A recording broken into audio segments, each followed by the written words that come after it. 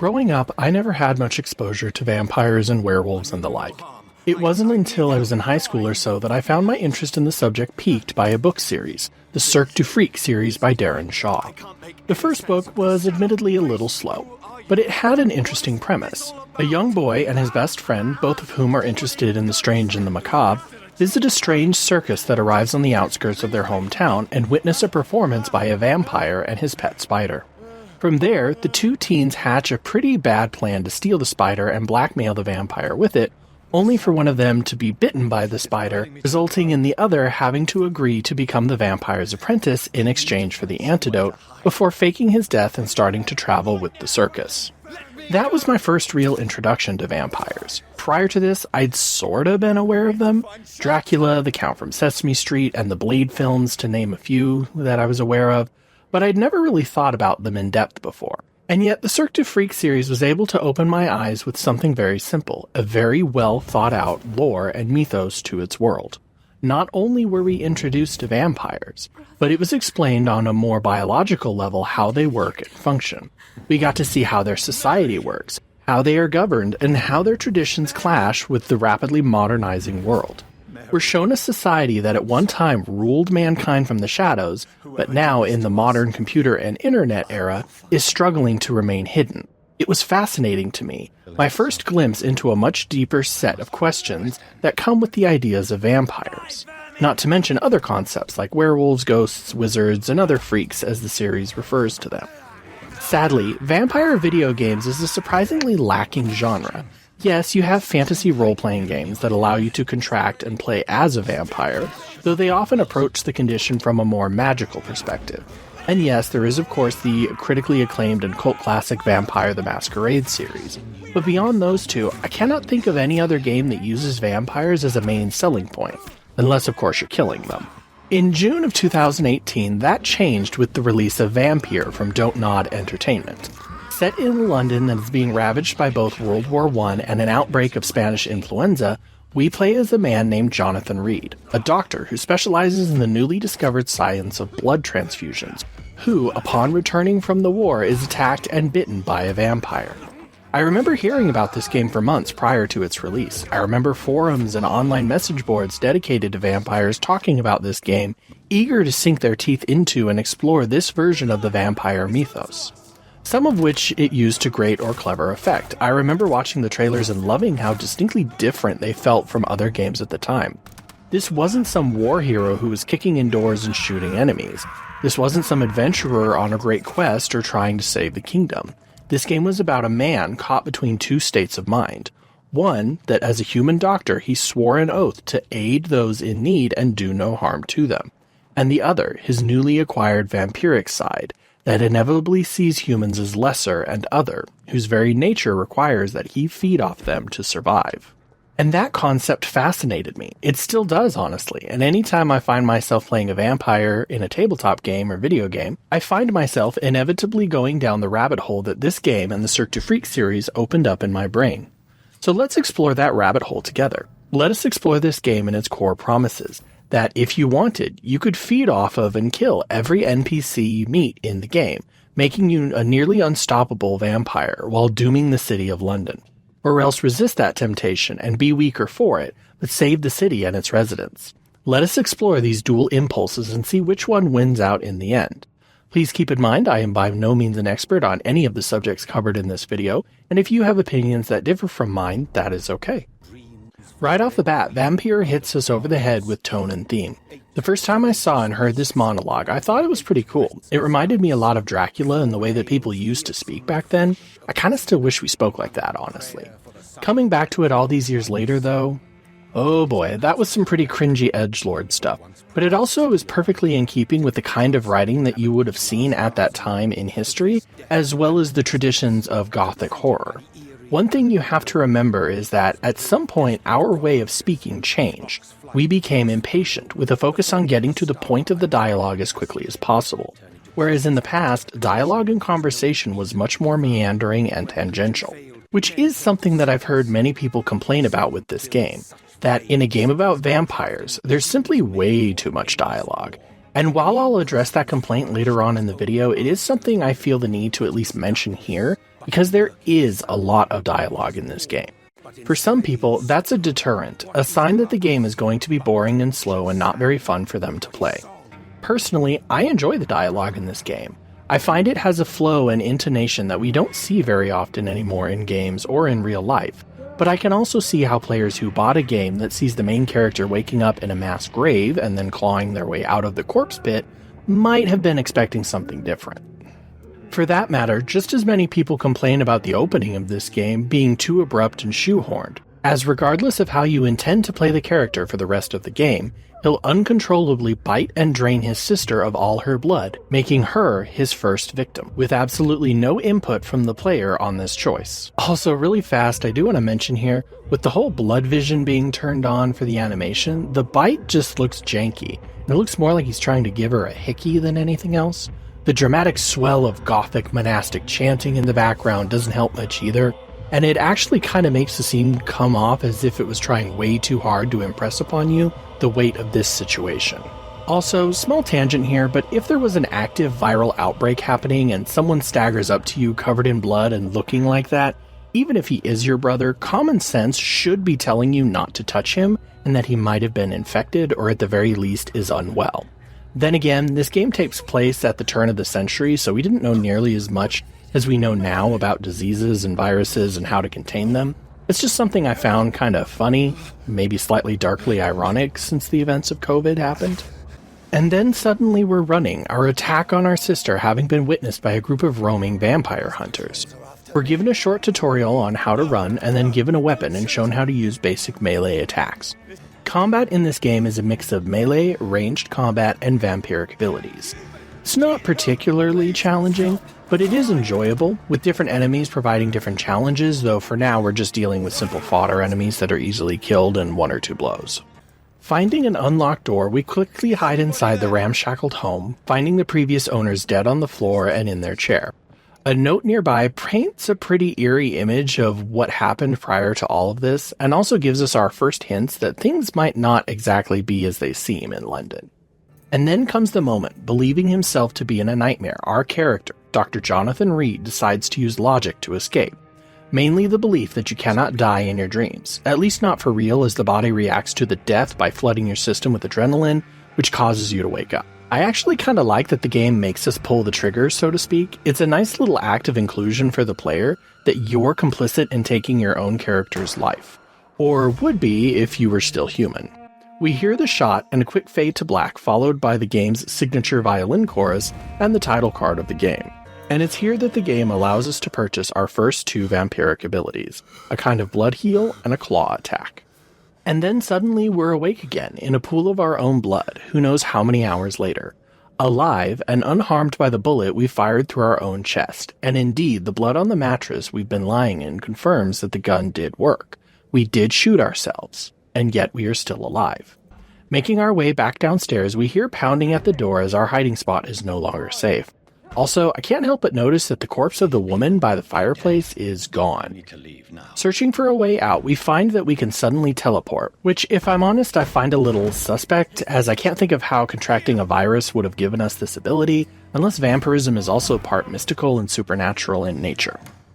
Fed up with always being on the run, our character decides now is the time to go on the attack, and it's here that the combat system starts to open up, with us being able to use a wooden stake that we found as a secondary weapon to stun enemies, which in turn allows us to grapple them and drink their blood, which we then use to fuel our vampiric abilities. Making our way through the streets and across the bridge, it's not long before we've encountered another body, this one drained of all of its blood already. Using our vampiric senses, we follow the trail of blood and quickly find ourselves in a small bar that seems to be open all night. And it's here where Vampyre pivots, temporarily pausing its combat and power fantasy, and instead becoming a dialogue and social engineering simulator, as you talk to the patrons of the bar and first try to figure out what's going on. The Spanish flu is ravaging London, with dozens if not hundreds of people dying every day.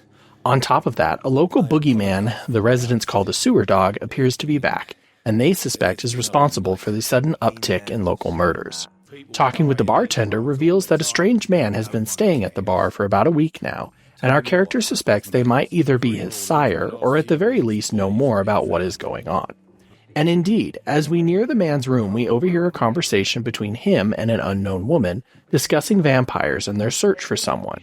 When our presence is discovered, we're called into the room, only to be blinded and half paralyzed by a man wielding a cross and demanding to know who we are.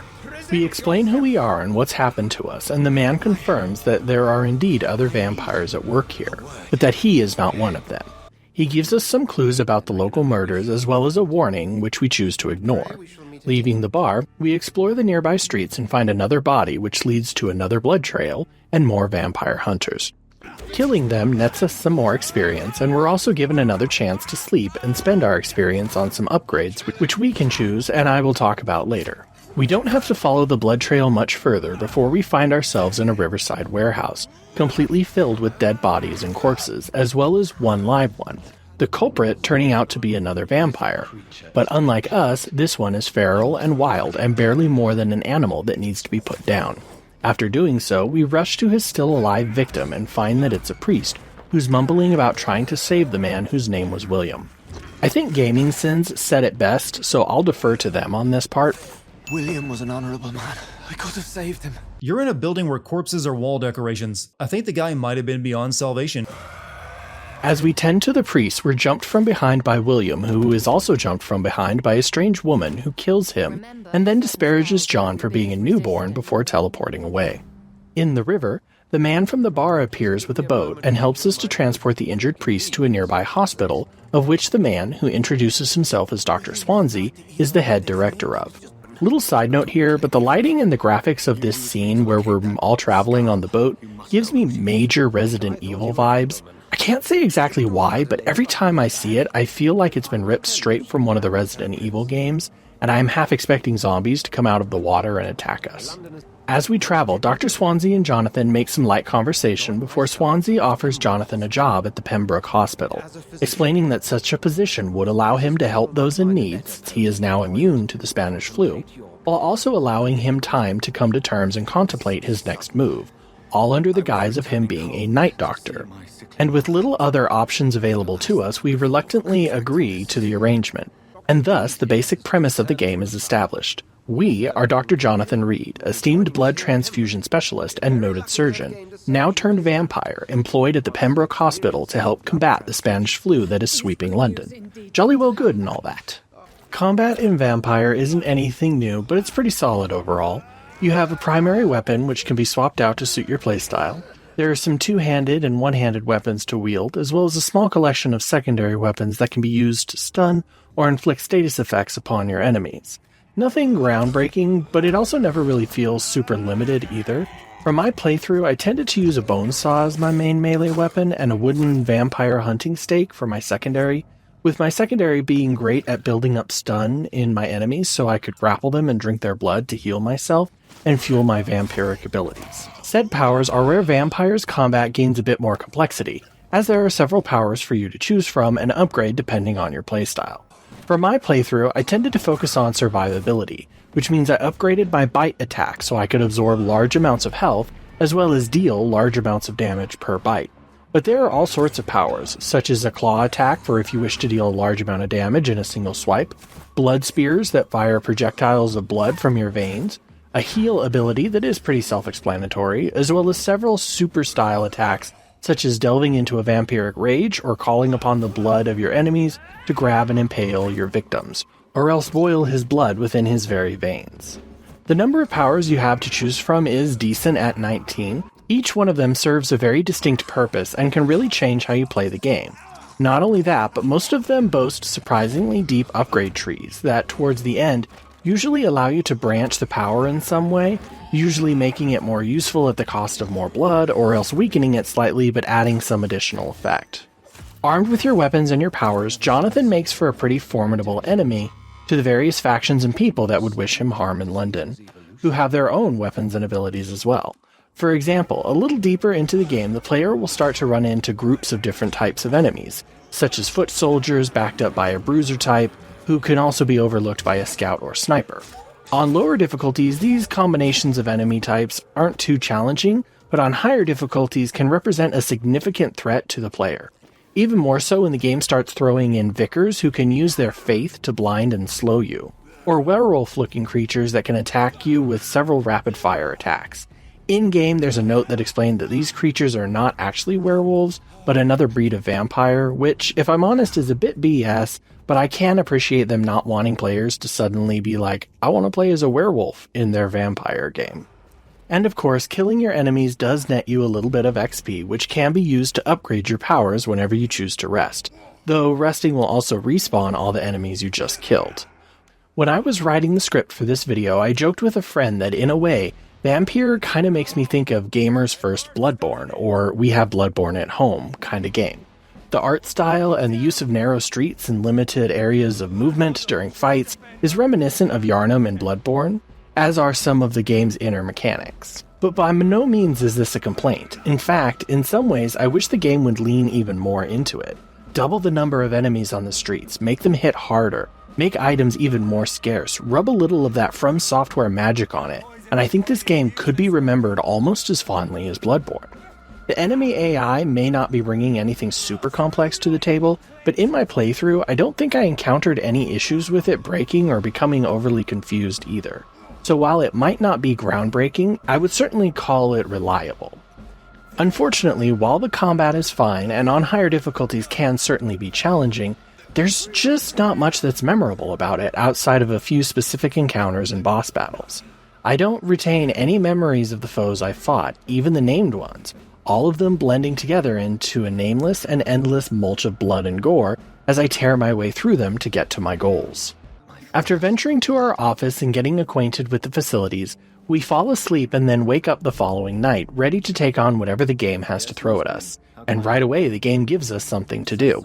As the head nurse, Nurse Crane, is waiting outside our door with bad news. The hospital is running out of antiseptic drugs, and several patients' lives hang in the balance.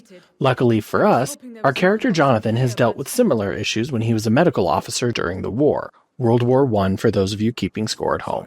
Good news, he knows how to produce the drugs that will work, using only household cleaning products. Bad news, those supplies are in the old morgue building, which has been sealed off after it became overcrowded with dead bodies and no way to get rid of them. We're given a key to the side door and some basic directions and then turned loose into the game world. But rather than just beeline it for the morgue, I spend a little time talking to some of the other doctors and nurses here, as well as the guy who drives the ambulance. They definitely impress upon me that the hospital is teetering on the brink and that the situation is all around really bad. I get a small side quest to find a guy's wallet before deciding I should probably go find those chemicals. Wandering around the alleys, I stumble upon a few scalds, which are basically feral vampires, and put them out of their misery while discovering that one of them had the guy's wallet that I was looking for. The morgue building is 3 floors tall plus a basement that's initially locked. Making my way through the different floors, I find most of the chemicals I need as well as some notes, providing me background and context for what happened here, as well as a surgical scalpel that I can use as a secondary weapon if I wish. The final chemicals we need are in the basement, which we unlock with the key we found, and after battling a particularly nasty scald, we grab the last of the chemicals and are directed to a workbench, and are shown how to break down items as well as craft medical remedies that can be provided to NPC characters that are sick. Leaving the morgue, we return to the hospital and provide the necessary drugs to Nurse Crane, who is grateful for the assistance. From here, we're free to do as we please. We can talk to the other patients and doctors to begin building up their blood value, or else simply get to know them. We can return to the streets and wander around, battling feral scalds and vampire hunters as we wander, or we can return to our room to sleep and pass the day. The story pacing of Vampyre can be a bit difficult to explain to people unfamiliar with its mechanics. In truth, the entire game can canonically be beaten in only a few nights if the player wishes to bull rush the events of the story and make scarce use of the sleeping mechanic. Doing so will of course produce a character that is substantially weaker than late-stage enemies and will require you to play with much more skill, at least until those few times that you are forced to sleep, during which you can spend the experience you've earned. Lack of sleep also freezes the district health where it is, preventing illness from being cured, but also keeping them from getting any worse, something that can be both a blessing and a curse depending on your attitude towards the mechanic. In my time with the game, I found it most enjoyable to gather my missions from the hospital before venturing out into the surrounding cities to complete them. And then once completed, I would start my rounds, so to speak, visiting each district in the city to check up on the NPCs, cure them of any ailments they might have become afflicted with, and if necessary, also venture into the city to search for the necessary ingredients to produce said cures, or else purchase them. Then, once I have treated everyone I could, return to the hospital and turn in my main missions before heading to my room to sleep, or else wander the city again if I wasn't ready to move on to the next day yet. Sleeping a lot can quickly cause district health to plummet as illnesses progress and become worse and worse, so I found that a careful balance was needed to keep everything in check. It also helped shape the direction I evolved my character, making me focus on enhancing Jonathan's healing and blood procuring abilities, so I was able to keep myself going in longer and harder fights.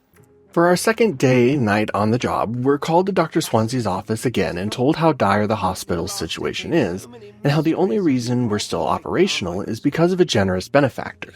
That same benefactor is currently in trouble, and Dr. Swansea is hoping that we can help them. We're also given some time to ask a few questions about our condition, but the information Swansea provides is stuff we pretty much already knew. We need to drink blood to survive, the sun will hurt us, but it won't kill us, etc., etc. Making our way through the hospital to meet our benefactor, we discover that it is none other than the red-haired woman who saved us a few nights before. She introduces herself as Lady Ashbury and explains that recently someone has uncovered information about her past and is using that to extort money from her. Specifically, a list of dates that correspond to her visits to the hospital and several patients who seemingly died of blood loss, which would seem to imply that the good lady is using the hospital as a cover to feed. Small tangent here, but I'm not sure I completely understand how feeding for these vampires works. Swansea, when asked about it, confirms that blood is required to maintain our newly immortal body, and that without it, vampires grow weaker and weaker and start to go crazy. But one of the attacks you can do in combat is a bite to your enemies, and to drink some of their blood. Now, I can understand that perhaps the mouthful you get during combat wouldn't be enough to sustain a vampire on its own, but I don't understand why a vampire couldn't just feed off several individuals in sequence to get the blood they need, and therefore not have to kill anyone. For that matter, what if the blood is extracted using a medical method and then consumed from a blood pack? I know I may be overthinking it, but this is one area of the game's lore and writing that has always bothered me. If you're going to introduce hard rules into the universe, there needs to be explanations for why those rules are so rigid. Otherwise, it leaves the player to wonder why things are different. I would also point out that as a man of science, Jonathan should be asking these questions as well and experimenting with his newfound condition. Anyways, back to the adventures of Dr. Acula, MD. Lady Ashbury suggests that we start our investigation by asking some of the people around the hospital about the daily goings-on, which also serves as an excuse to get to know all the local characters and pick up a few side quests and additional errands to run. For the sake of brevity, I won't go over all the side missions, just know that they boil down to I've lost someone, I've lost something, or I need someone to go get something style quests. Not the most creative, but they really just need to be an excuse to get you to leave the safe areas and go wander the city at night. Eventually, we end up talking to this woman, Harriet Jones, who is probably one of the most ungrateful and spiteful characters I have ever met in a video game. Seriously, if I wasn't trying to play a good guy character, I would drain her dry without hesitation. After what Jonathan thinks is subtle questioning, she figures out that we're investigating something and points us towards a man that one of the nurses has been seeing during hospital hours. Tracking down all three nurses, we get a short cutscene when we reach Nurse Crane, her giving a man some kind of certificate for a free medical checkup in Whitechapel before the man wanders away into the sewers. When we follow him, we find that he's been eaten by what sure looks to be the sewer dog we've heard about before. For the record, no, this is not a real werewolf. A note you can find in-game explains that a particular subspecies of vampires takes on this lupine form, rather than maintaining a more human form. If I'm honest, it's a pretty lame excuse, but as I said before, I can understand the devs didn't want people going, I'd rather be a werewolf in their vampire game. Taking the certificate from the man's corpse, we make our way to Whitechapel, where we meet several new NPCs and this man, who acts as a guard to the underground clinic, and it's here that the game presents us with a bit of a challenge, tasking us to find a way to convince the man that we are not police and to allow us entry into the clinic. Luckily, ducking around the side of the building and eavesdropping on him speaking with Nurse Crane provides us with two leads, a wandering poet and a journal who are both nearby and have been asking questions about the clinic. In my case, I came across the journalist first, standing on the steps of the nearby church, and talking with him revealed that he's been asking questions about the differences in numbers of the sick in this district when compared to the other, That is to say, Whitechapel has quite a few less deaths and sick than the surrounding districts. He also reveals that he attempted to follow the doorman from the clinic once, and watched as he went to a nearby mailbox, but then strangely tore up the letter he'd been about to send. After that, I leave, though not before giving him something for the fatigue he's been feeling lately. Next up, the poet, who is hanging out in a nearby graveyard. Small tangent here, but to get to the graveyard, I have to kill a few scowled vamps that I run into, which kind of makes me wonder how this bumbling poet got here without being attacked.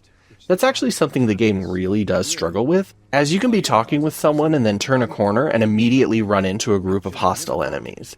Yet, we never see any enemy types interact with the NPCs of the game. Anyways, talking to the poet reveals that Nurse Crane and the man are both foreigners to London, and have actually come from the country of Albania, which is currently under occupation by an enemy army. Also, if we choose to follow up on the detail about the torn-up letter, we'll find that the doorman was writing to his son, but tore up the letter out of anger. All of the information together allows us to talk to the doorman and sympathize with his past as an activist and rebel fighter, while also assuring him that we have no intentions of shutting down the clinic or causing trouble. After he lets us in, I take a moment to pilfer everything that is not nailed down before heading upstairs to talk to Nurse Crane, who's trying to save a patient who's having a seizure. Doing our best to save the man, we're allowed to make several medical decisions during which Nurse Crane will comment on our competency and skill with either admiration or disgust. Despite our best efforts, however, the patient dies, and we are left with many questions. After collecting a blood sample, we confront Nurse Crane about her blackmail, and it's here that the game has its first major writing stumble. We are presented with three options. Kill Nurse Crane, which will stop the blackmail but will cause the overall health of the district to plunge dramatically, for the worse. Ally and aid Nurse Crane, opening her up as a merchant but angering Lady Ashbury. Or option 3, use our vampiric ability to mesmerize Nurse Crane into stopping the blackmail. Now, you might be thinking option 3 is the best option, and so far almost every interaction involving mesmerizing would lead you to think this. In reality, it's not so simple. In our exploration, we might have come across a note that details from a scientific perspective just what mesmerizing a person does to them. For minor things, there's no lasting side effect beyond a mental fog that can last for a day or two.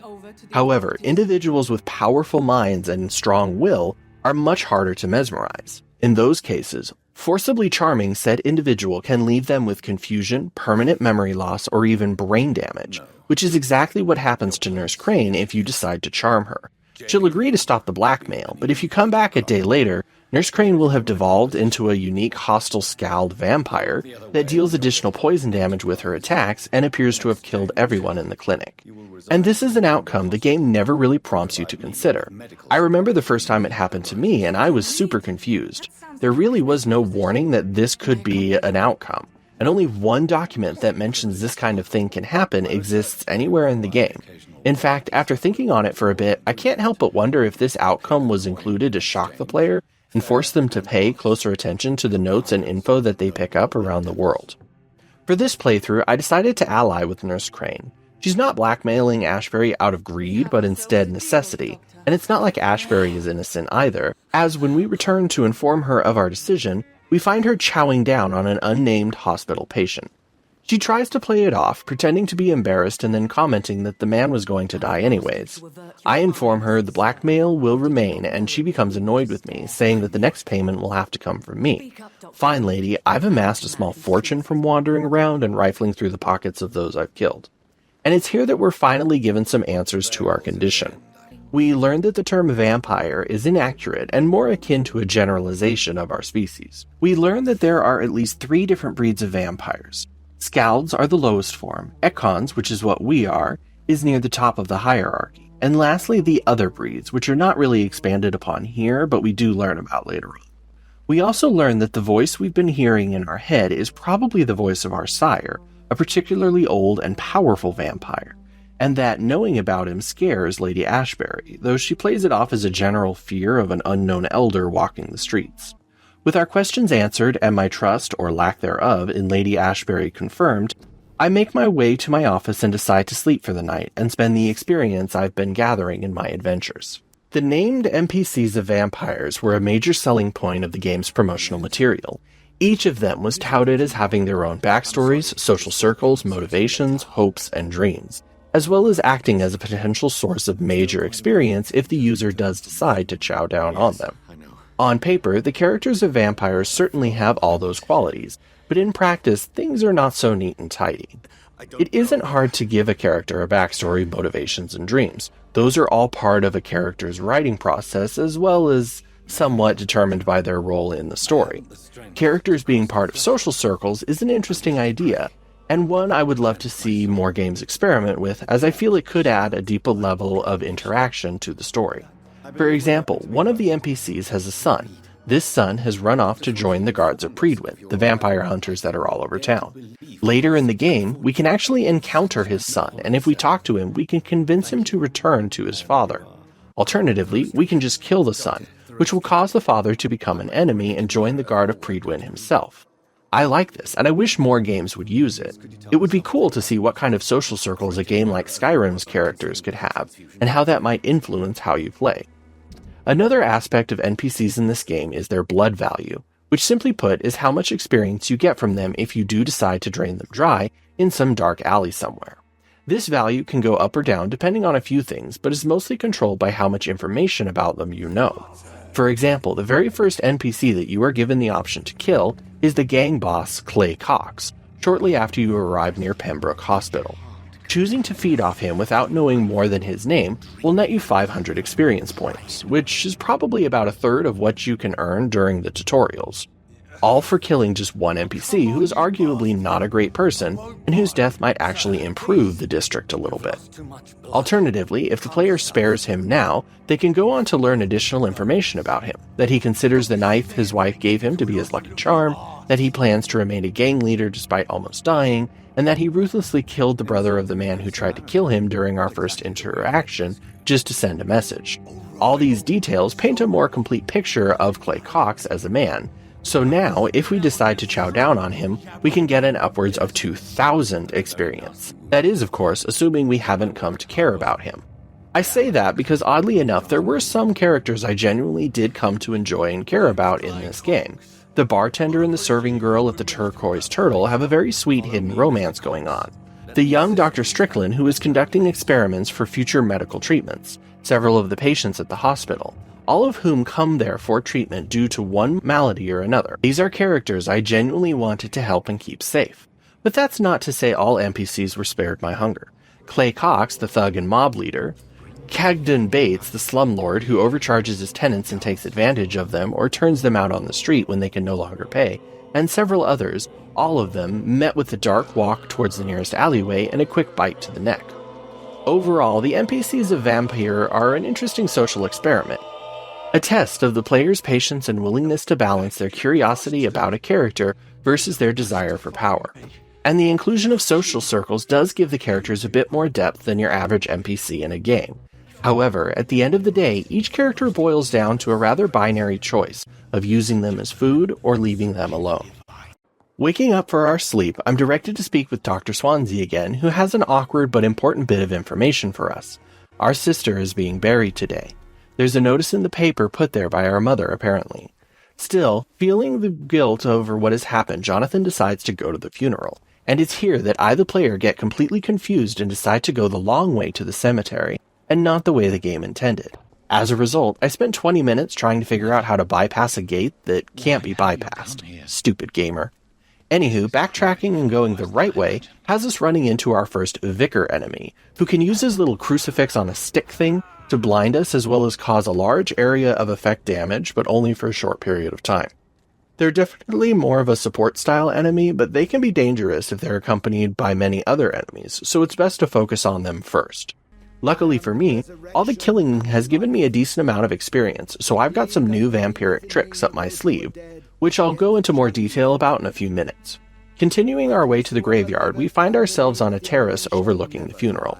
And it's here that I must admit, these faces do not look very good.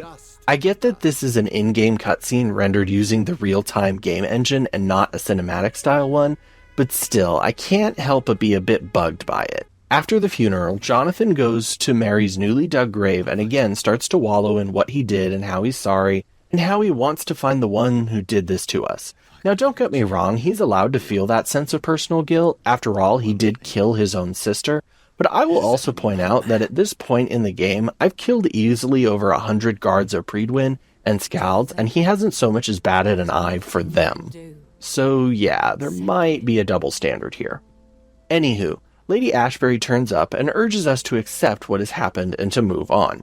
When we prove difficult, she tells us to go speak to the priest at the nearby church. And it's on our way to do so that we are accosted by a new hulking mountain of a vampire who tells us Ascalon does not like our activities and we'd best fall in line, or else the next time we meet he'll be our judge and jury. When we reach the church, Jonathan finds, perhaps unsurprisingly, that he is unable to enter the church and instead must contend with speaking to the vicar at the door. And it's here that the player is given some choice on how Jonathan feels about everything that has happened up until this point. You can blame yourself, act indifferent, or blame your maker. Whatever the choice, the vicar absolves Jonathan of the guilt he's feeling and bids him to live the life his sister would have wanted.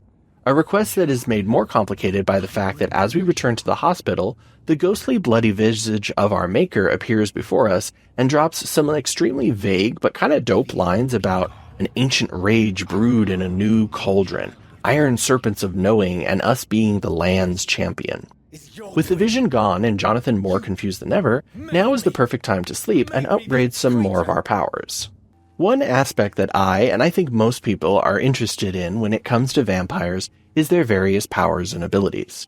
Over the course of their existence, vampires have had a truly wide range of powers, ranging from hypnosis, mind control, the ability to turn into white mist or a swarm of bats or rats, the ability to fly or glide long distances, the ability to walk on walls, enhanced senses of smell, touch, hearing, and sight, enhanced or superhuman strength, speed, and reflexes, sometimes dependent on how recently the vampire is fed, immunity to disease or the need to eat or sleep, to even different arcane and magical abilities such as thaumaturgy, blood magic, astral projection, and the ability to commune with the dead.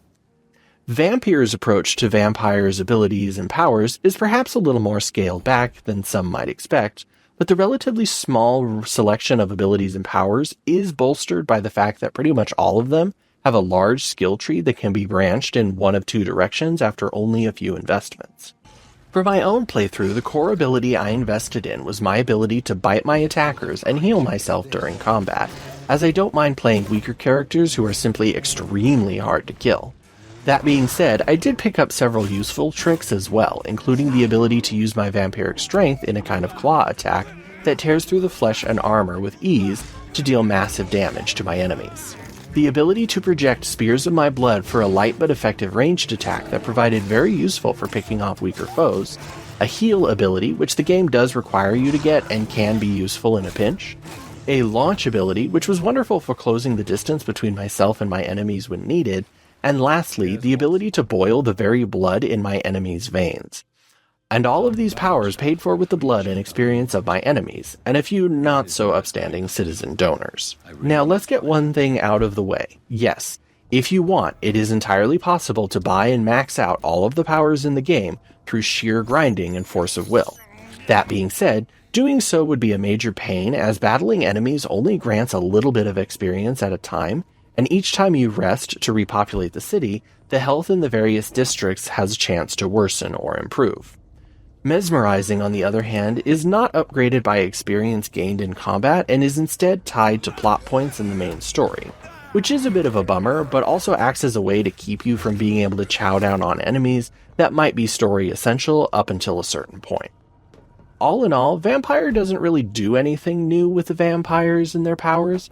It definitely leans into your more traditional set of abilities, but with the amount of upgrades that can be applied, each ability can become very powerful and useful if you're willing to spend the time and cost of life to upgrade it. On the other hand, vampiric weaknesses are something I think the game has a bit of fun with. In most traditional media, the sun and fire are the only two guaranteed ways to kill a vampire. Well, in this game, while the sun can burn and critically injure a vampire, it's noted in several notes and by a few NPCs that the sun will not outright kill a vampire, as they are capable of regenerating from its burns. Although the lack of an in-game day and night cycle makes this a weakness we don't ever really have to worry about. Fire is definitely a weakness, however, and several enemies have means of dealing it to us, be it from torches, flaming crossbow bolts, Molotov cocktails, and even flamethrowers, each of which will catch our overcoat on fire as well as deal aggregate damage to us that negates our regenerative abilities and can only be healed by drinking blood. Certain holy symbols are shown to be somewhat effective against vampires, though this may be slightly dependent on the type of vampire, as well as the person wielding the symbol and if they truly believe in the divine or not. One weakness, often not discussed, is a folklore-inspired quirk that vampires cannot enter a building or residence without being invited if someone is living there. And while this isn't really brought up in-game, in the marketing for the game, I remember one of the devs mentioning that as a kind of offhanded casual explanation for why Jonathan cannot wander into every building and home in London. A kind of tongue-in-cheek way of explaining in-game something affected by their technical limitations. Overall, I think Vampyre did a very good job of balancing vampires, their abilities and their weaknesses. Their abilities definitely make vampires superhuman and dangerous, but also doesn't make them so inhuman as to be unkillable. After all, it is canon that the guards of Prydwen have killed many vampires over their order's long history. Waking up, our fourth night in the hospital sees us starting off on the defensive almost immediately, as when we go to talk with Dr. Swansea, we hear the sounds of an argument, and when we open the door, we see him having a heated discussion with a man who immediately identifies us as a vampire and warns Swansea about our presence here. The man seems to be looking for a fight and only backs down after Swansea reminds him that the hospital is neutral territory to all parties. After the man leaves, Swansea identifies him as Geoffrey Malcolm, the official leader of the Guards of Prydwen. In my gameplay, I found several notes confirming they're watching the hospital and even suspect one of the other patients who thinks she's a vampire of actually being a vampire. For the record, she's not, she's just mentally unstable after actually seeing a real vampire. But the bigger concern is that last night, Sean Hampton, the man we saved from the Scald at the beginning of the game, was unknowingly infected with vampirism and appears to have turned while we were away at our sister's funeral. On top of that, he appears to have killed that bitter old woman Harriet Jones, and indeed, when we go to check out her room, we find it's completely torn apart and covered in blood. Since we brought him into the hospital, it's our responsibility to deal with him. We make our way to the docks where, unsurprisingly, there's been another murder, with the victim having been drained of all his blood. Strangely enough, there's a man in the district who claims to be a vampire hunter, but after talking to him, it becomes pretty clear that he's a con artist, or at the very least, a bullshit peddler. Asking around, we find that Sean Hampton is most likely at his night sanctuary, and indeed, when we arrive, we find him looking rather like a Scald, though still willing to talk to us. When confronted, he admits he's not overly alarmed by his new condition, and instead views it as a gift from God, as he is now immune to the plague and can preach the holy word for all eternity. Oddly enough, he also notes that holy symbols don't weaken him or actually have any effect on him. When we mention Harriet Jones, he chuckles and says that he didn't kill her, and that if we want proof of his intentions, we can go to the sewers under the docks and see for ourselves. Accepting the key, we make our way to the shore, and after killing a few guards of Prydwen, we head down into the sewers. Small tangent here, I find it funny that despite having never been in a real-life sewer myself, I've played so many video games and seen so many interpretations of them that I feel like I would know exactly what to expect if I did find myself in one. At the same time, I know this assumption is completely wrong in most instances, but I still find it funny that video games have given me such an impression on a place like this that I've never actually been to. It also kind of makes me wonder who I'd have to talk to be allowed into a real-life sewer.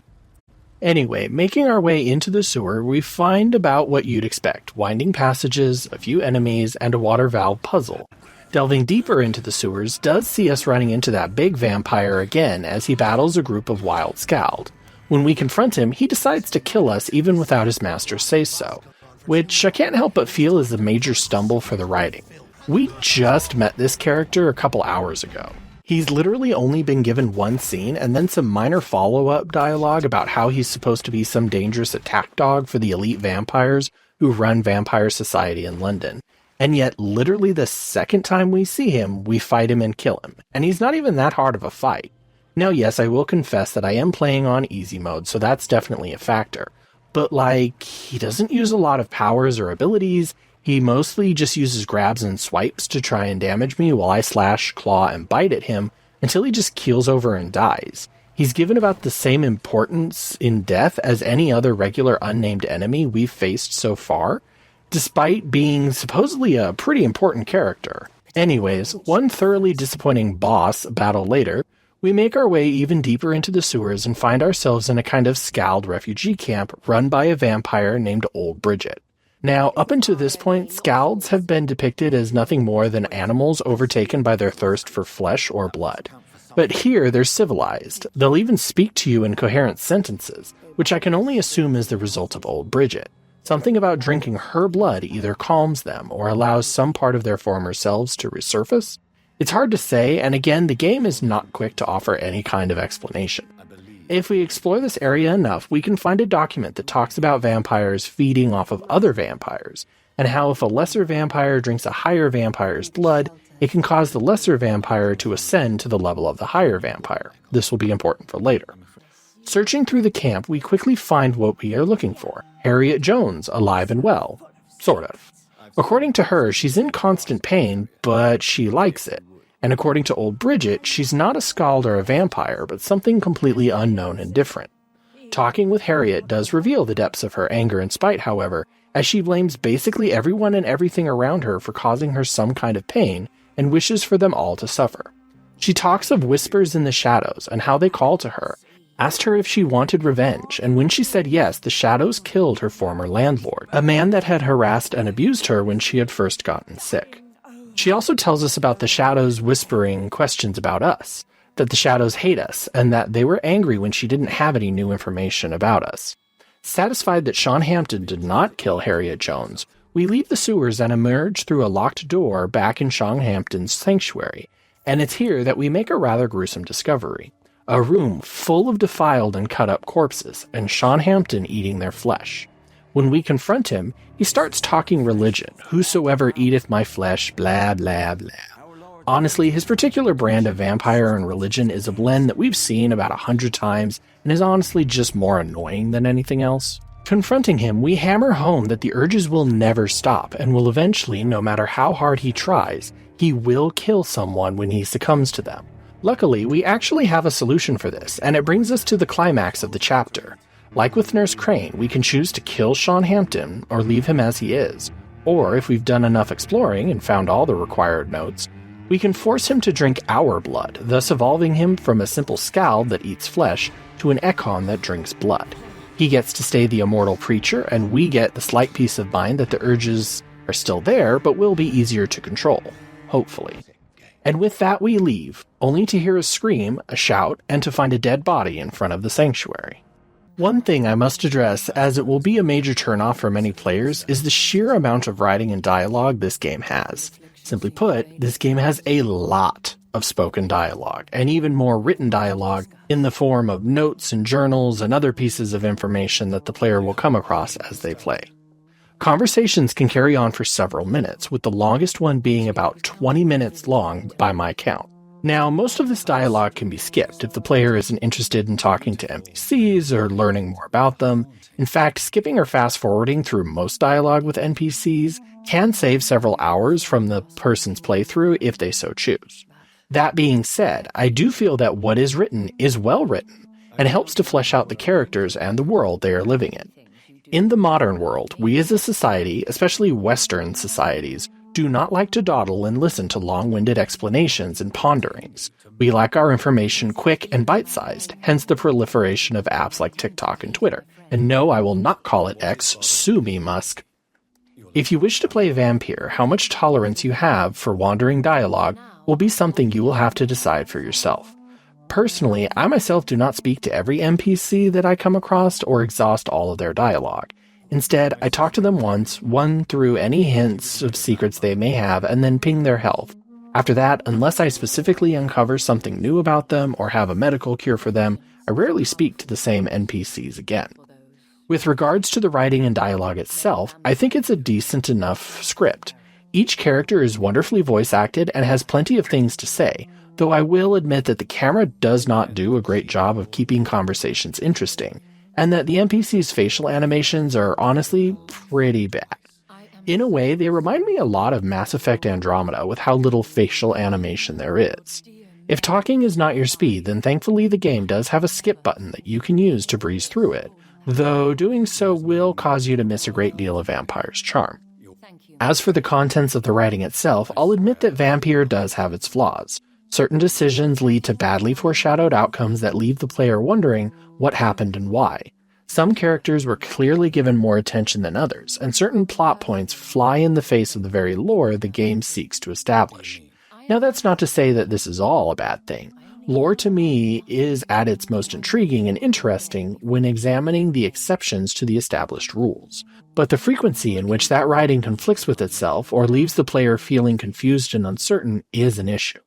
If I'm honest, it feels like somewhere between Chapter 2 and Chapter 3, the game changed writers, and the new writers just went over the Cliff Notes version of what had already been written and then decided to do their own spin on things, trying to make things more personal and grandiose. But it messes with the pacing and has issues with the established lore, issues that are about to come to a major and glaring head. Examining the body in front of the sanctuary and questioning the witnesses around us has us learning a few things. 1. He was thrown from the roof. 2. Some people heard a woman scream, but all the present women confirm that it was not them. And 3. Examining him reveals that he is in possession of Jonathan's pocket watch, something that has apparently been missing since Jonathan died, and a note with an address printed on it. Making our way through the city, we arrive at the address and find the apartment completely ransacked. Making our way through the apartment finds us finding a group of Friedwin guards that are here and are talking about increased vampire activity in the area. Slaughtering our way through them, we eventually find ourselves in the middle of a kind of courtyard, to which the corpse of a woman has been hung from a tree with a rose in her mouth. Investigating further, Jonathan realizes that the rose in her mouth is the very same rose that he watched his mother lay on Mary's open grave. Side tangent, I know this was also brought up by Gamingsin's Everything Wrong with Vampire video, but it's something I wholeheartedly agree with. How the hell can you tell that it's the same rose when you were at least 50 feet away from it when she dropped it into the grave? I'm willing to accept that vampires have enhanced senses of sight and hearing, but so much would have happened to that flower that it definitely would not look the same as it does now versus when it did then. As we examine the corpse and the flower, we hear a voice and see someone teleporting away. Giving chase, we follow them through the streets while they taunt us, and it's probably about now that the user is starting to suspect the grand twist. Finding ourselves back at the graveyard, we quickly come across the same vicar we had confessed to, only now he's calling us a demon and a monster. And it's here that the big reveal takes place, that Mary, our sister, whom we killed in the opening minutes of the game, is alive. Sort of. Having somehow become a vampire herself, and has been following us and watching us for the last several days. Okay, I gotta be honest here. I agree with most reviewers when they say that this makes absolutely zero sense with our understanding of the in-game lore. From all the notes and all the information that we've been told, from sources that are at least moderately reliable, vampires can only be sired when a certain sequence of events happens. Step 1, a human is drained of blood by a vampire. Step 2, that same human then ingests or is subjected to the blood of that vampire. And 3, the human heart must stop beating and they must die. If those events don't happen, a vampire is not created. Yet as far as we know, Mary only experienced Step 1 and Step 3 of this process. She never drank Jonathan's blood and thus would not have become a vampire from his attack. Now, I suppose it's possible that a vampire could have happened upon her after Jonathan was chased off and completed the ritual, but the game actually says this is not the case and that it was Jonathan's bite that turned her into a vampire. Not only that, but I don't really understand why she's out to try and kill us all of a sudden. I mean, sure, she's more than allowed to be angry that we bit and killed her, but it was an honest accident, and if she had been following us for days, she must have heard us talking to ourselves and promising to avenge her death. But no, she seems to have gotten the brand of vampirism that makes you crazy and spiteful, because not only does she want us dead, she plans to kill us right here and now in this graveyard, and then bury us in her old grave, which I will admit is a pretty dope gothic flourish for the whole scheme, though not enough to save it. What follows next is a pretty frustrating boss fight. Mary has this wide area of effect attack where she vomits, or maybe cries blood, and then these explosive flowers bloom and then blow up.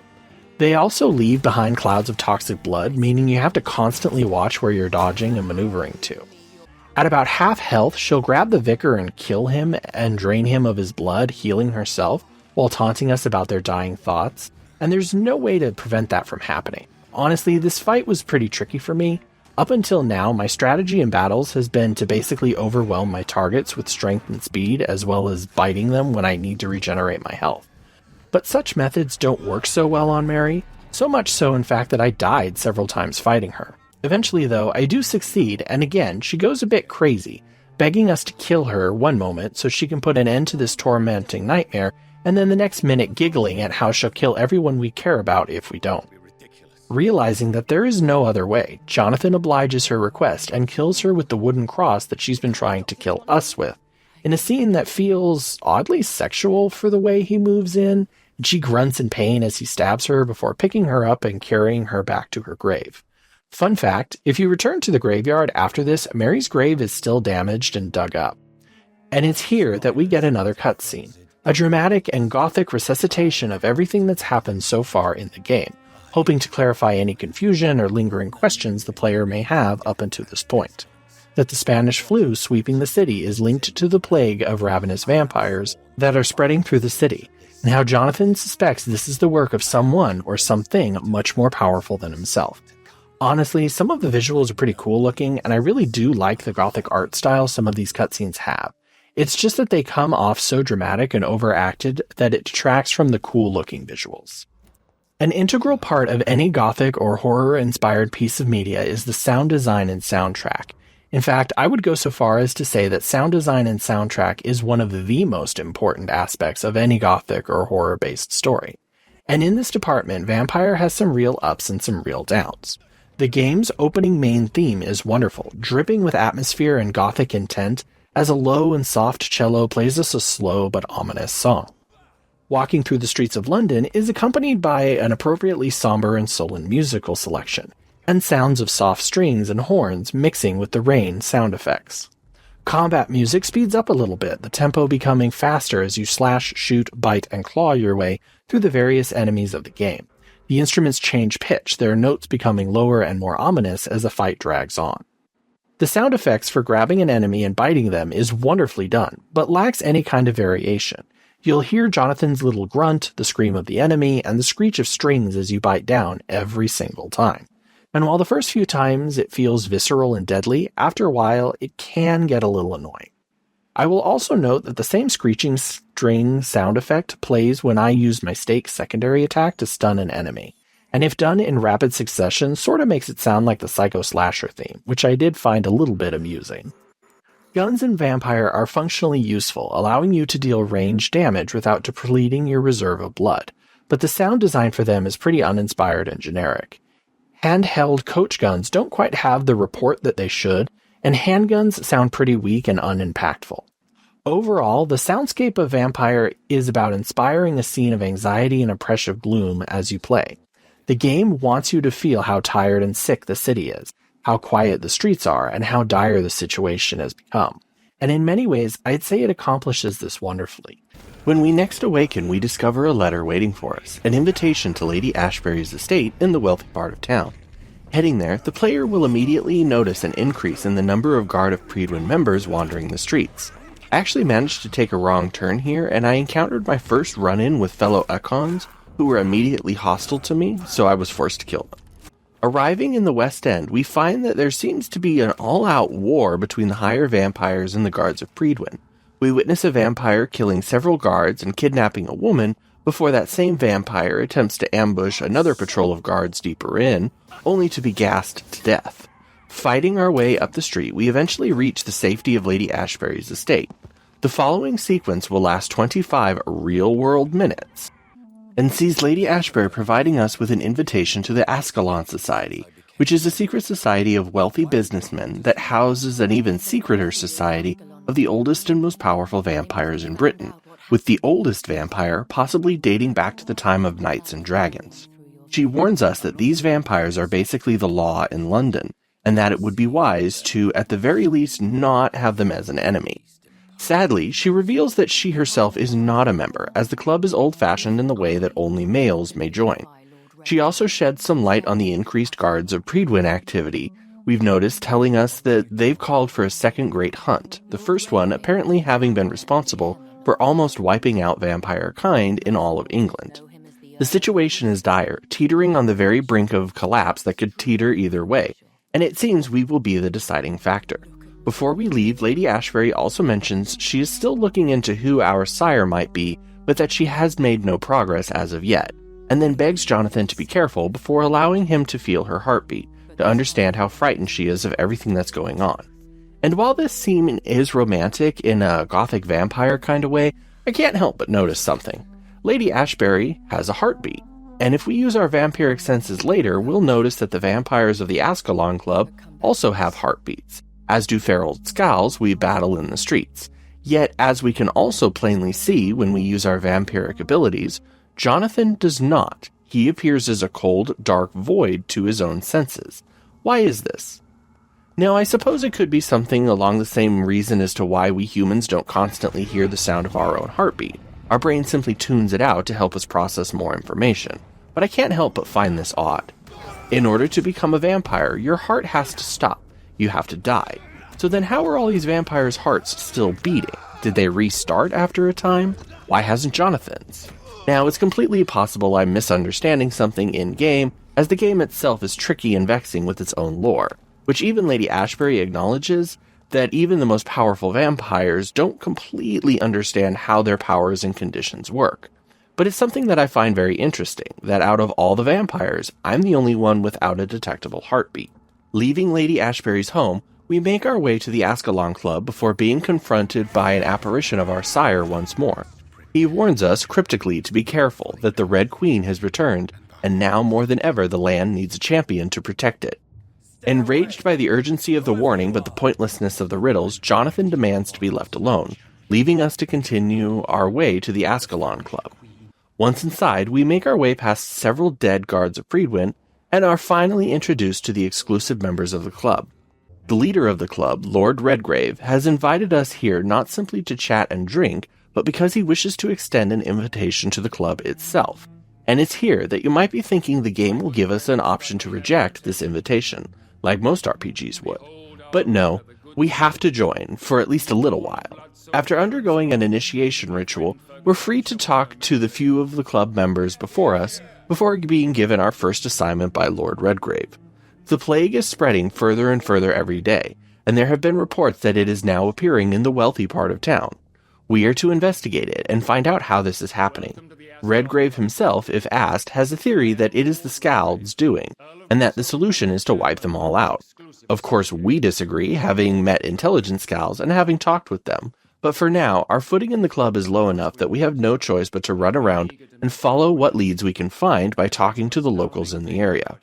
After doing some investigating and slaying a few smaller nests, we discover that most of these vampire cases in the West End seem to be originating from the local theater. Making our way there, we find someone is rehearsing some kind of monologue on the stage as we make our way through the building and finally confront a woman by the name of Doris Fletcher. She starts to monologue about how everyone abandoned her, how this place, the theater, is her kingdom and she is its queen. The staff were like her servants and thralls, and honestly, I could not give a single shit about any of this. To me, she's just some bitter woman who's mad that the world moved on and she's not the center of attention anymore. And then we fight. And while she is not a difficult boss battle as some have been, she's certainly not easy by any means. She hits pretty hard, and she actually moves pretty fast too. She also has this annoying ability to not only vomit up toxic sludge, but she can summon toxic scalds that explode into even larger clouds of toxic gas. It basically becomes a battle of where you either have to kill her as quickly as possible, or else whittle her down while paying extra defensively and avoiding or blocking her attacks. I chose the former, wanting to be done with this insufferable woman. When we defeat her, she bemoans what she has become, but also laments on not wanting to die. Then she does a complete 180 and asks if we fancy her and this new body she has. And when we reply that no, our heart belongs to another, presumably Lady Ashbury, she flies into a rage and declares that she already hates her. Can I just kill this bitch already, please? Jonathan, remembering how dangerous Doris Fletcher truly is, acknowledges that she cannot be left alive, while Doris bemoans who will remember her when she's gone. We remind her of her past, that she was the greatest actress of her generation, and that nothing can take that away. And apparently that's all it takes for her to give in and ameliorate herself with a lantern. Okay, just... what? Like fucking what? Okay, whatever, I don't care anymore. Ding dong, the bitch is dead, let's move on. As we go to leave the theater, we're confronted by McCullen, the leader of the Guard of Predwin, who says he's been doing his own investigation, and that for now he'll let us go, but in the future we won't be so lucky. Seriously, bro, do you know how many of your men I have killed? Who the fuck do you think you are? Leaving the theater, we return to the Ascalon Club and report our findings. Lord Redgrave is of course delighted that we've accomplished our task, and is so impressed with us that he has another job for us, one of the utmost importance. He wishes for us to sire a new vampire into the world, and have them join the ranks of the Ascalon Club. Okay, this right here feels so out of step with the lore of the game and just vampire lore in general. In most vampire media, the siring of a new vampire is a sacred act. Yes, it can be done for selfish, petty, or greedy reasons, but that doesn't change the fact that the act itself is significant and usually has a lot of meaning behind it. So for Lord Redgrave to just casually ask us to do this for him feels like a total slap in the face. Now granted, there are in-game reasons why Lord Redgrave can't just do it himself, as talking with Lady Ashbury reveals that the Lord Redgrave is just a pretender who comes from a much lesser line of blood than he admits, and cannot sire anything other than scouts. Lady Ashbury also has some thoughts on the man we're being asked to turn. Aloysius Dawson is an old man, possibly the richest man in London, and a longtime member of the more public side of the Ascalon Club. He's also xenophobic, narcissistic, and a cruel old man who wants to build a wall between the sick and the infected, and the wealthy who are still uninfected, and then exterminate anyone who might even have a small chance of being sick. Also, bafflingly enough, despite him actually wanting to become a vampire, he's set up roadblocks between himself and us, meaning we have to not only wander the streets searching for a side way into his estate, but we actually have to venture into the sewers to do so. Bafflingly, when we reach him, he'll even comment on this, asking us what took us so long. What an asshole. And it's here that we make our choice for the chapter. In my case, I'd gathered enough information about the man to know that ever since the death of his brother, he's viewed death as something to be avoided. So using my charm ability, I was able to remind him that death is a blessing, a release from the pains of life and a reunification with those that we have lost. When he tries to counter, I point out that ever since I became a vampire, my life has been a waking nightmare. I'm hunted everywhere I go. Everyone I loved as a human has been swept up in my undead wake. Becoming a vampire is not living, it's just death pending. Slowly, he accepts that death will come for him, and that he should be at peace with this. Afterwards, when we go to leave, Lord Redgrave meets us at the estate door and demands to know what is going on. We tell him the truth, and he is beyond outraged. We remind him that our progeny is ours alone to gift, and if he is so maddened by it, he can have another member of the club turn Aloysius Dawson. He declares us banished from the club, and warns us that we have made an extremely powerful enemy tonight. Yeah, whatever you say, poser. Leaving the estate, we encounter old Bridget again, who brings us grim news that the guards of Predwin have attacked Pembroke Hospital and we need to hurry back. London may be the setting of Vampire, but you spend so much time wandering through its streets and alleyways that in a sense, it kind of feels like its own character. As shocking as it may sound, I've never actually been to London before, but I've read plenty of period novels that describe its cobblestone streets, narrow alleyways, and large brick tenement houses and apartments. DontNods did an absolutely wonderful job replicating the feel of a large, sprawling city, even though the actual square footage of the city that you can travel and roam around in is pretty limited. At first, the streets feel ominous and unwelcome, every corner covered in mist and darkness, vampire hunters, scalds, and other hostile factions prowling the streets. In many ways, it really does kind of feel like a toned-down, almost prototype version of Bloodborne. Gates can be opened and used to connect previously disconnected areas of the city. Shortcuts can be used to quickly move from one area to another, and the lack of fast travel means that as you play, you'll become more and more familiar with these streets and the various encounters you'll find within them. But London is more than that. It's more than just its streets and its buildings. It's also the dead bodies that litter those streets, the boxes and crates of food that you smash through as you fight your enemies, and it's the fires that people have lit to try and keep themselves warm during the night. All of these blend together to create a mental image of a city that is dying, or is already dead all around you. Wandering the streets and hearing the voices of hunters in the next alley over, or hearing the wailing of a scald just down the road, goes a long way to making the city feel not quite alive, but not dead either. I particularly like the use of the river that runs through parts of the city. Sometimes you can simply teleport across, and other times you will have to find an actual bridge and manually traverse the gap. It's a nice way to break up the map, as well as just offer a player a change of vista if they are so inclined to stop and take a look at its murky flowing water for a while. Now, all of that is not to say that the city is perfect. Truthfully, the areas of the city that you can wander through are pretty small. Most of the buildings cannot be explored at all, and there are times when enemy placements result in you fighting one faction, only to walk 20 feet in a given direction and encounter a group that the first faction should have been hostile towards. For that matter, the war between the Guards of Pridwen and the Vampires feels oddly passive, at least until the later parts of the game when we actually get to see the two factions battling each other. And even then, it's only in one or two occasions. I know I've mentioned it several times before, but playing Vampyre, it really does feel like some kind of toned-down first draft of Bloodborne. Like the kind of first draft you'd put together to get the basics down, and then continue to build on and iterate on as you bring more and more to the table. I don't think there's any area of the game world that feels out of place or lacking in polish. On the technical level, the lighting is wonderful and atmospheric, as is the texture work. I don't think I encountered any issues with texture pop-in or issues with textures failing to load in the environment.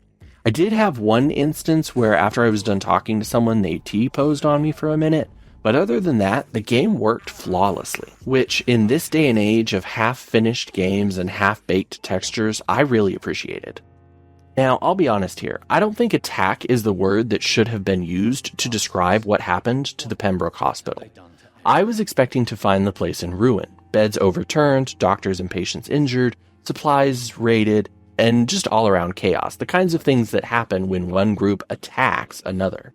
But no, everything is more or less fine, except for the fact that Dr. Swansea has been attacked in his office, injured, and apparently dragged up to the 3rd floor, which up until now has never been accessible to us. Upon reaching the 3rd floor, we're met with a mostly empty space that kind of reminds me of a bell tower, only to be ambushed by McCullen, leader of the Guard of Pridwen, who has decided to try and kill us once and for all, thinking that we in Swansea are the cause of the vampire plague. This boss battle is pretty hard. McCullen has a lot of flurries and charge attacks that can quickly drain your health if you keep getting hit by them. On top of that, he's got a device Swansea invented, which is rigged to the spotlights that burns me as if they were sunlight. Which I will also point out is one of the first instances in-game of a modern approach to dealing with vampires. In my playthrough, McCullen actually killed me several times, and I only managed to beat him after I misclicked a button and changed my secondary weapon, so that when I tried to stake him to regain some blood, I instead blasted him at point-blank range with a triple-barreled shotgun I had found. I guess Han Solo was right. Hokey religions and ancient weapons are no match for a good blaster at your side. After our battle, McCullen demands that we kill him, and is surprised when I refuse to do so. I figure he's still a useful ally to have around, as his guard are at least trying to keep the feral scalds roaming the city in check. Plus, he might be useful to us later. Heading back to the theater that we had previously been in, we fight the guards stationed there, and through notes and journals, slowly uncover what has been going on. Swansea confirms it all when we finally find him. Somehow, he manages to speak to us despite saying that he's had a punctured lung, broken ribs, and internal bleeding, as he provides us the final pieces of the puzzle to understand how all of this began. Once upon a time, last year, Harriet Jones, that bitter old bitch of a woman, was admitted to the Pembroke Hospital when she contracted the Spanish flu. Dr. Swansea had already been working with Lady Ashbury to study her vampiric blood, and decided to try an experiment and see if he could use this disease-resistant and regenerative nature of vampire blood as a cure for the Spanish flu. So without getting consent from either Lady Ashbury or Harriet Jones, he began injecting Harriet Jones with vampire blood. What Swansea didn't know is that all vampires carry within them traces of what they call the blood of hate, which is a kind of sickness unique to vampires that, when triggered, fills them with a maddening need to spread their affliction to everyone around them. This desire triggers and begins to warp and change Harriet Jones's already weakened mind, turning her into patient zero. Meanwhile, Doris Fletcher, Harriet's daughter, would secretly visit her in the hospital between shows at the theater, and at some point became infected herself with vampirism, turning her into patient number 1. From there, Fletcher unknowingly spread the virus to the staff that worked at the theater, as well as her fellow actors and those that attended the shows there, thus causing the outbreak. When we confront him about it, Swansea doesn't even attempt to hide what he's done, instead seeing it as a worthwhile, albeit half-concocted experiment to try and cure the flu. Now, I gotta be honest here. While I was playing this game, I couldn't help but wonder in the back of my mind if they were somehow going to use Jonathan's blood to synthesize a cure for the flu. So I gotta give the game credit for seeing that thought process some players would have, and then subverting it by making their solution actually part of the original problem. Naturally, we berate Swansea not only about what he has done and how it's unethical and how morally suspect it is, but that he didn't even follow proper experimentation protocols when he did it. He didn't isolate the subject or have them under around-the-clock observation for changes in their mental state or physical form. And because of that, how many thousands of people have died from both the flu and the scald epidemic? And it's here that the game allows us to pass judgment on Swansea, our longtime ally and patron. In my case, I chose to save him and turn him into a vampire. Whether that's a blessing or a curse will be for Swansea to decide in the following years and decades of his unlife. One funny thing I will note here is that when we rescue Swansea, we say we'll get him out of here, but after I turned him into a vampire, we just left him sitting on a random chair in the basement of the theater. That just kind of made me laugh. It's not really important or anything, but I just thought it was funny. Returning to the Ashbury estate, we tell Lady Ashbury everything, and rightly so, she is very upset. Though with the game's engine, this whole scene has an oddly soap opera feel to it. Lady Ashbury flees London in shame and regret, leaving us to face the epidemic alone. While searching for Swansea, we had come across a journal belonging to the vampire knight William Marshall, 1st Earl of Pembroke. If you're American and have no idea what that means, it just means he's minor nobility. In the journal, Marshall notes about a time in history with a similar plague ravaging England, and how he was able to cure it by gathering together a few incredibly rare but powerful ingredients to create a vaccine for himself that lasts just long enough to kill the source of the plague. For those of you keeping score at home, he's referring to the Black Death or the bubonic plague that swept through London. After spending some time reading his notes and journal, we develop our own cure and set about to gather the necessary ingredients, which include penicillin, because of course it does, the blood of King Arthur, because the game can't let us forget that we're British, and the blood of William Marshall, because why not? Gathering all of the ingredients sees us crafting the cure and then heading back down to the sewers to confront Harriet Jones. Little tangent here, but you'd think such a cure would have to be crafted in a laboratory with state-of-the-art equipment, round-the-clock care, and delicate work, but the game lets us use any old crafting bench to make it. So I crafted the cure for the plague that has killed millions of people in a filthy abandoned building in the slum part of town. That's just funny to me. Anyways, heading back down to the home of the sewer scouts, we find that everyone has been killed and Harriet Jones is gone. Following a trail of blood, we're approached by the apparition of our Maker, who again warns us of what we're about to face and his concern that we are not ready. We scoff at his worries and demand answers to what is going on. We learn that the blood of rage is a long-standing issue for vampires and mankind, and that from time to time it breaks free and causes a great illness to spread across the world. Some vampires believe it to be the will of Morrigan, the Celtic goddess of war and blood. Jonathan sees it as some kind of dormant virus, one that overtakes some vampires and turns them into walking carriers for the illness. Actually, our Maker has this really great line about seeking a modern scientific solution to an arcane problem, which surprisingly got me thinking about our Maker's past words and finally starting to understand them. Our Maker is some kind of ancient vampire, one born when the world was full of magic.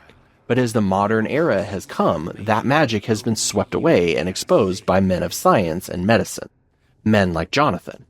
So when his old arcane madness began to rise once more, our maker sought a new solution to the old problem by turning us, a man of science who would look at the plague not as a magical madness, as they had always done before, but instead scientifically as an illness that could be diagnosed and treated using medical methods. Anyways, after asking our questions and shooing away our maker, we inject ourselves with the cure and go to meet old Harriet, who's been apparently vomiting the plague into London's water supply? Gross. We confront her, and as expected, she's the same bitter old spiteful woman she's always been, just now with some vampire powers. Honestly, at first, I was kind of disappointed. Compared to some of the other boss fights, Harriet Jones is pretty easy. Then again, she was a sick, half-crazed old woman. That's when the sewer starts to swell with blood and we face the real final boss, the Red Queen herself. This battle is definitely harder. The Red Queen has a lot of health and a very high resistance to damage. She's also really fast and can summon these blood thrall things to swarm me, though they die in just 1 or 2 hits, which is useful. I had to repeatedly use my most powerful abilities as well as my healing items and blood replenishers just to keep up, and even then I died a few times before getting it right.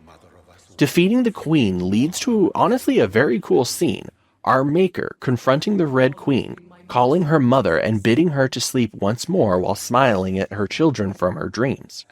Honestly, the whole scene is pretty dope.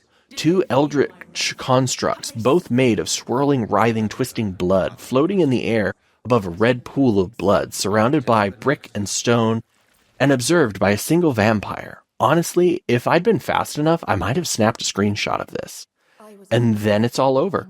As we climb out of the sewers, we meet old Bridget, who offers us some final explanations, such as the fact that she and Lord Redgrave used to be man and wife. Okay, that wasn't something I was really curious about, and how Lady Ashbury has fled London and returned to her ancestral home. That was something I was curious about. Really fast, I want to call out this cutscene right here that shows us driving along a road in the middle of the night. I believe this is the first full-motion cutscene with this gothic art style we've seen in the entire game. I have no idea why they chose to animate it, but I can't help but think it looks really cool. It kind of has this Darkest Dungeons vibe to it with the coloring and the bold lines. I can't help but wonder why all the cutscenes weren't animated like this, but I digress. The epilogue of Vampyre is short, and if I'm honest, slightly confusing to me. Like, I understand why Jonathan would go after Lady Ashbury. Depending on how you've played the game till now, he's either completely in love with her or hell-bent on killing her to try and prevent another outbreak. The game drops you at the foot of her ancestral castle and lets you wander around it for a bit, finding your way inside, reading her private letters, teasing you with hints and clues in the form of paintings that depict Lady Ashbury from centuries ago, making you wonder just how truly old she is. The game also throws one final puzzle at you, requiring you to use your vampiric senses to notice a hidden clue in a painting before wandering around to push some hidden buttons to open a secret passage that leads down into the castle crypts. And it's here we see Elizabeth talking to her sire and father, William Marshall, the original vampire knight. Questioning her has Elizabeth explaining that Marshall is her sire, but that she fell under the throes of the blood of rage and was little more than an animal until he cured her, at the cost of succumbing to his own blood of rage. And how ever since then, he's been confined to this crypt, unable to feed or spread his affliction to anyone else. Knowing what we know now about the blood of rage, Ashbury has come here to kill him, so that there is no chance that his blood of rage can spread, even by accident. We're given a few moments to question him, and it's here that an interesting idea is dropped. According to William Marshall, he was granted immortality by the Archangel Michael on the orders of God, and that he himself has fought vampires, and yet describes creatures that are very different from ourselves. Is it possible that William Marshall was given immortality by divine providence, only for it to become corrupt in some way? Could it be that perhaps the original form of vampires was much more bestial and feral like the Scalds, but when mixed with William Marshall's divinity and immortality, it became refined and morphed into the state that we now know and enjoy? All questions I would have liked to ask, but I'm prevented from doing so when Elizabeth uses Marshall's own sword to cut his head off in what has to be one of the weakest bits of acting in the game. When we ask her what she'll do next, she confesses that in her shame at having inadvertently caused the epidemic, she had planned to kill herself by amelioration. However, since I've been following the good path and haven't been chowing down on innocent NPCs like my own personal buffet, Jonathan declares his love for her and promises to find a cure for her, that using modern scientific methods they can work together to find a cure, not just for the blood of rage, but for vampirism itself. The two of them share one final kiss and then a fade to black, with one wonderfully gothic cutscene later describing Jonathan's efforts for a cure, but leaving it ambiguous as to if he actually succeeds or not. The end. Fixing a game like Vampyre is no easy feat, because overcorrecting or changing how certain systems within the game work would push the game in directions it was not intended to go. However, after playing the game, I can point to several issues that could be fixed or improved upon. Number 1, the writing. Vampyre is a game that has many illogical or nonsensical events taking place. Jonathan's sister becoming a vampire, despite what we're told about how vampires are created, is probably the biggest one that I can point to. I personally would rework this entire segment, to instead perhaps be a dream sequence, or a series of missions undertaken while Jonathan is in some kind of delusional or altered state. That way the absurdity of it could be waved away without violating the actual rules of the world. Number 2, the combat.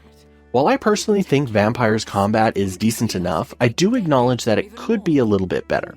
I think it would be better if there was the possibility for more uses of stealth, or if traversal abilities could play a larger role in the game, perhaps allowing the user to lead single enemies away from larger groups, or else sneak past entire groups of enemies unseen. For that matter, being able to throw enemies off ledges or perhaps knock them into crates would be a nice way to include some environmental damage, and in general, just increasing the number of enemies you run into as the game progresses would go a long way to painting the situation in London getting worse and worse. Number 3, the world. I actually enjoy the world of Vampyre very much. London's streets feel appropriately claustrophobic and dirty for the time. Between the war, the plague, the ravenous vampires everywhere, I absolutely think the city would be little more than a shithole. That being said, I would like it if maybe the city were a bit bigger, more streets to explore, more buildings to wander through, more optional buildings or hideouts to explore and loot. More buildings like the hospital morgue would be a welcome addition, buildings that serve a clearly defined purpose, but have since been abandoned or become a hiding place for enemies. Perhaps clearing them out yields large amounts of crafting items or special gear. Overall, just give me more to explore. And number 4, Jonathan. Overall, I think the character of Jonathan Reed is a decent fit for this game. For the most part, I think he acts as a man of science would, though I do bemoan his lack of true experimentation with his newfound condition. It might have been fun to go on personal missions for him, gathering materials that he could use to conduct experiments on his mind, body, and blood, perhaps unlocking ultra-powerful abilities at the cost of the player's time and effort. I confess that at times I did find Jonathan to be a bit dull and boring, and it's here that I wish Vampyre's dialogue system were a bit different, allowing me to better shape Jonathan's personality. Beyond these 4 things, there's 1 or 2 other things I would change, but I've already discussed them in the video, so I don't feel the need to repeat them. Vampyre was a game I was looking forward to replaying. Remembering all the old premises and the old marketing material, as well as my general love for vampires and their varying mythos, it got me pretty hyped to replay this game.